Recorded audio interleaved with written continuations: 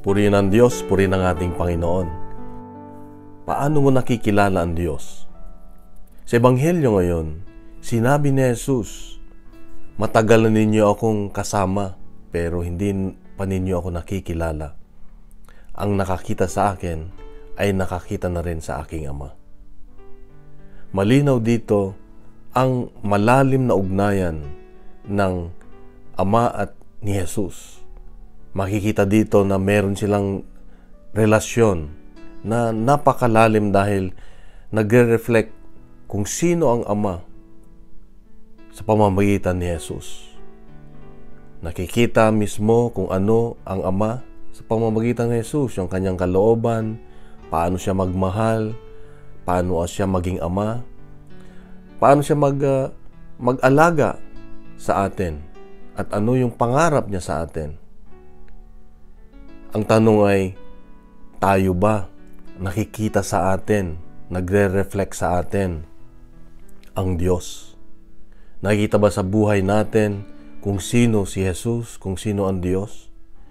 Ito ang hamon ng Diyos sa atin ngayon, kapatid, na sa ating mga gawa, sa ating mga sinasabi, ay dapat ang nakikita at naririnig ay walang iba kundi si Jesus. Dahil napakahalaga na ito yung ating magiging paraan para maipakilala ang ating Diyos.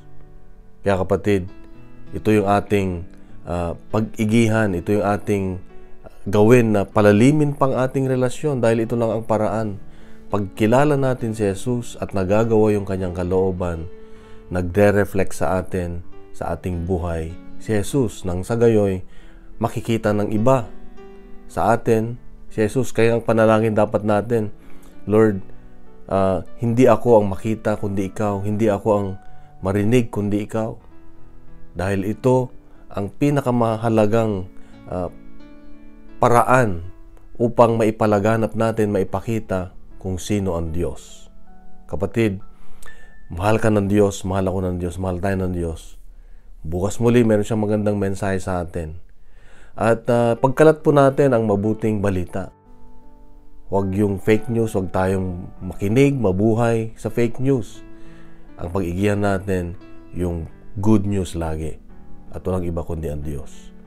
God bless and God is good.